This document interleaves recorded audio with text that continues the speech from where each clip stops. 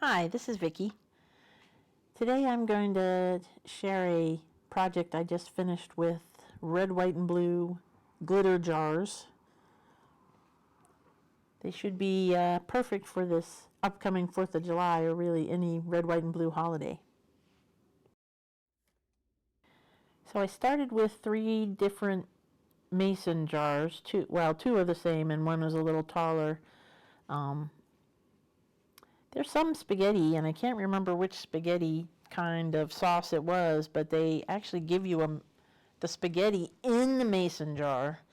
And I really, I saved a lot of those because and the labels were easy to take off too.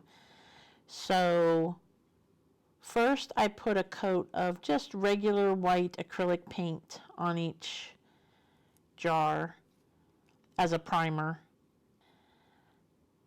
I didn't worry about the brush strokes. I just painted until I had a reasonably good coating on in each part of it. But I wanted to do the whole thing, so top and bottom.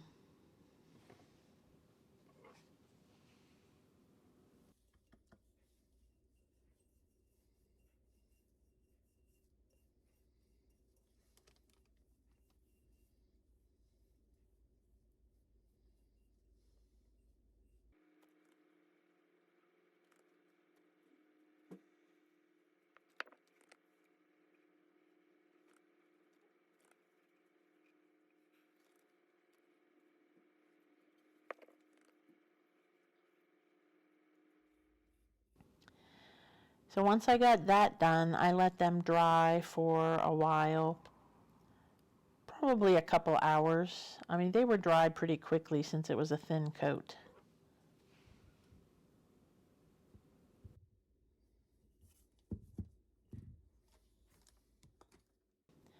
Once they were dry, I came back to do the main color. So I kept on with the white for one of the jars. And I still didn't worry too much about the brush marks because after I painted them, I was planning on covering them with glitter, so I figured it wouldn't make that much difference.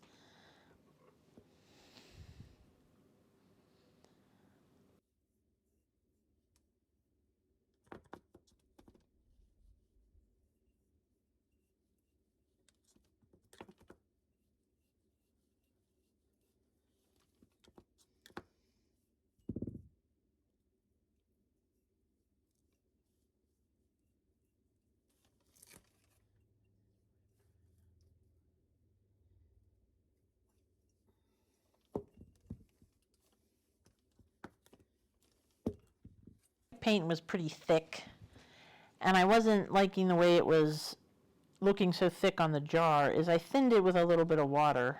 I do this a lot with acrylic paint because, well, one, after it sits around a lot, it gets thick pretty quickly because the bottles are kind of cheap. So that gave it a nice coating. And then I took my silvery white glitter and started pouring on a pretty thick coating so that it was all very sparkly. So I did this over this lid so that I could capture any extra and put it back in the jar. Not that I've ever really used up a whole thing of glitter, but it seemed like a useful thing to do, to not just waste it and throw it onto the floor and have to vacuum it all up. So then I put it back in.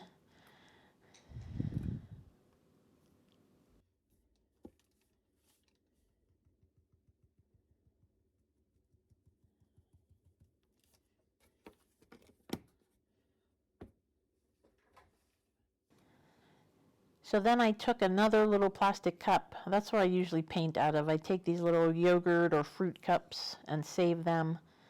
And then I put just pour the paint into there. And I don't really worry about cleaning out the cups, because after it dries out really well, you can actually just peel the paint off. I mean, that seems to be true whether it's acrylic or latex or any kind of paint I've tried. So And then so next I painted the red jar.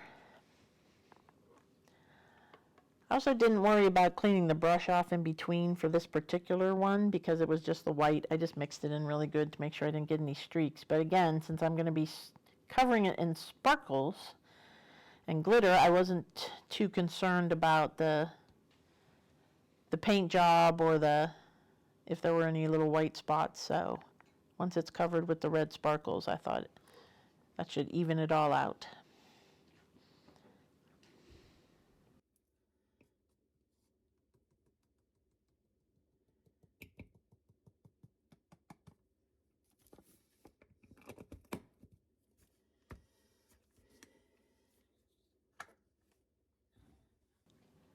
All right, this time I did clean the brush in between. I really just let the brush get shaken up. Use the cobalt blue and did the same thing to the blue that I did to the white and the red. You know, gave it a nice coat. The red and the blue paints weren't as thick, so I did not water them down, though I could have. It probably would have that would have worked out all right as well.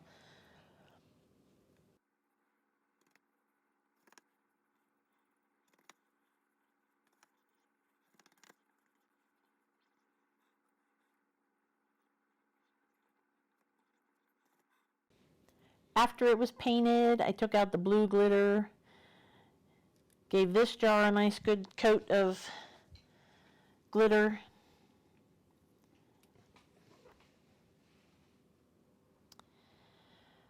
Then I let everything dry.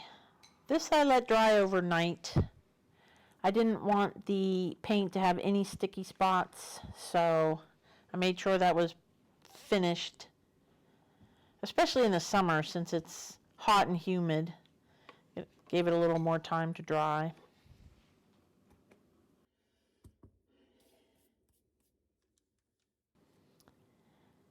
Once it was fully dry, and you can see they turned out pretty nice, I think.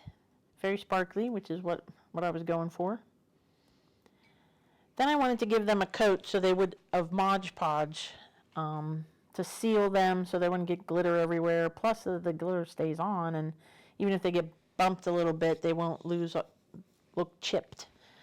So I take another fruit cup, and this time I used a foam brush.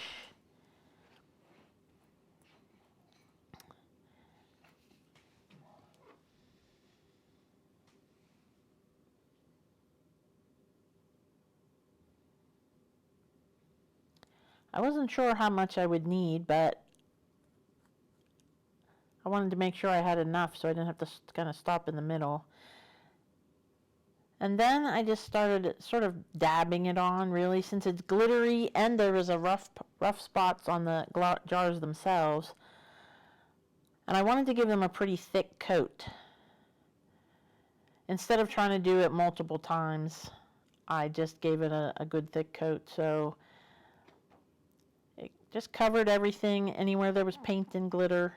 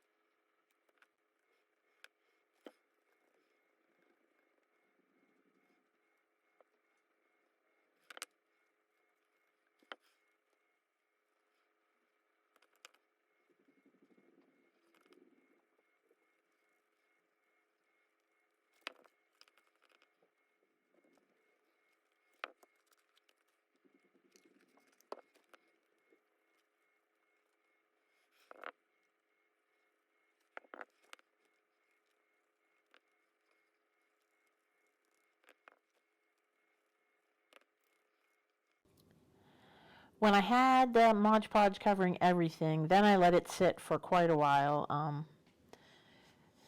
I think it was actually a few days. It probably would have been all right after a day, but I looked at it a couple times and I could still see some not dry Mod Podge in the letters and the little indentation, so I let it dry for quite some time.